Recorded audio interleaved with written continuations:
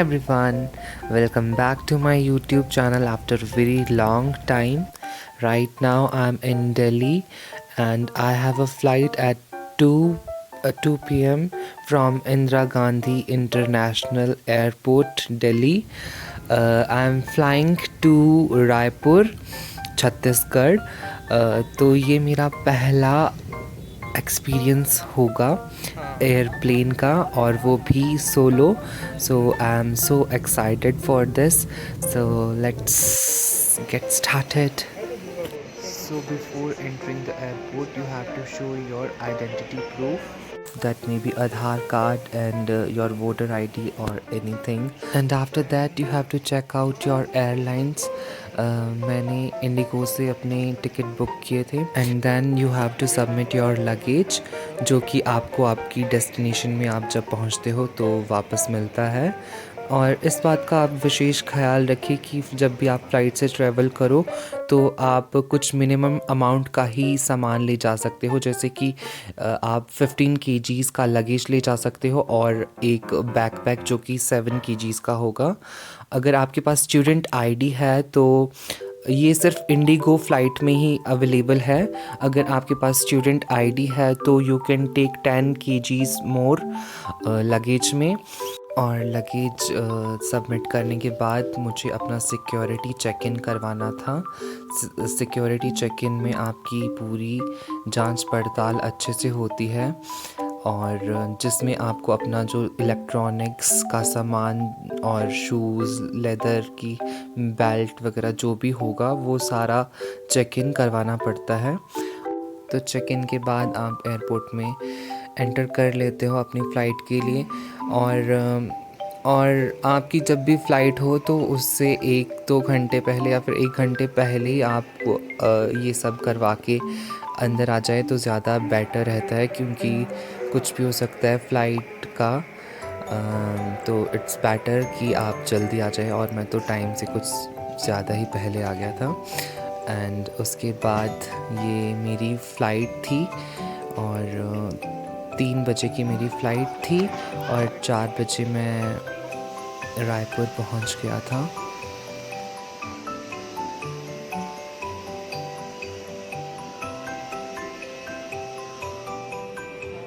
तो एंटर करने के बाद आपको एक बस जो होती है वो आपको अपने एयरप्लेन के पास तक पहुंचाती है और उसके बाद आप अपने एयरप्लेन में एंटर करते हो.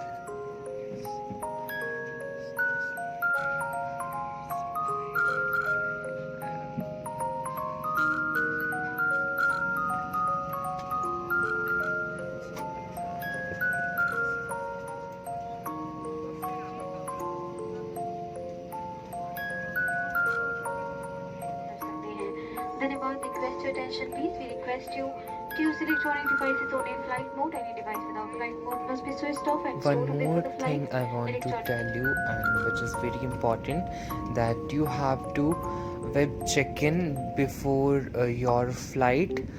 तो उसके लिए आपको 2 दिन पहले ही अपना वेब चेक इन करवाना पड़ता है. आपको मेल आ जाता है और अगर आपको नहीं आता वो करने, वैसे वो बहुत इजीली हो जाता है, हर कोई कर लेता है.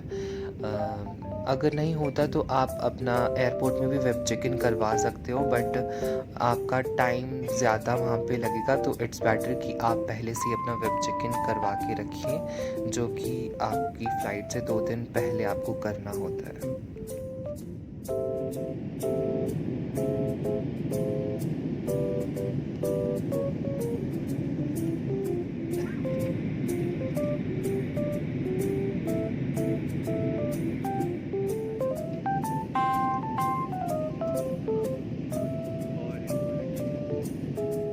No to how tough my life was. I was always looking up at the sky and wishing for good things. And yes, good things take time.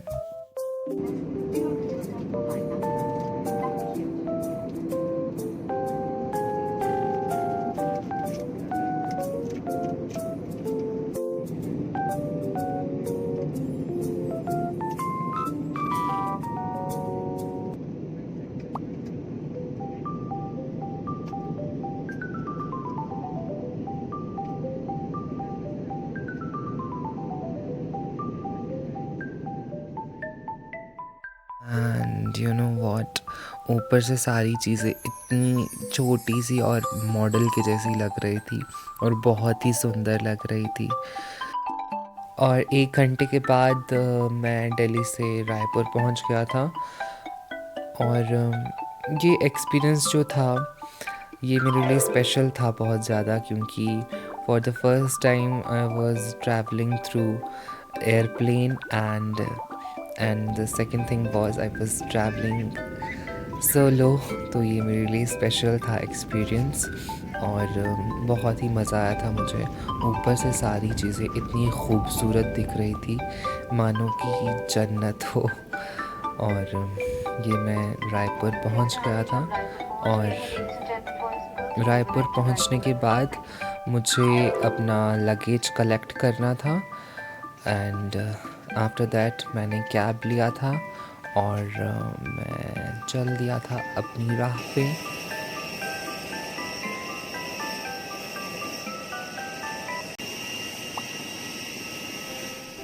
तो रायपुर एयरपोर्ट जैसे ही पहुँचे तो सबसे पहले वहाँ पे अपना वैक्सीनेशन सर्टिफिकेट चेक करवाना था। और अगर आपके सेकंड डोज नहीं हुआ था तो आप ट्रेवल नहीं कर सकते थे। तो यहाँ से अपना लगेज कलेक्ट करना होता है। और ये ब्लू वाला जो था, ये वाला मेरा लगेज था।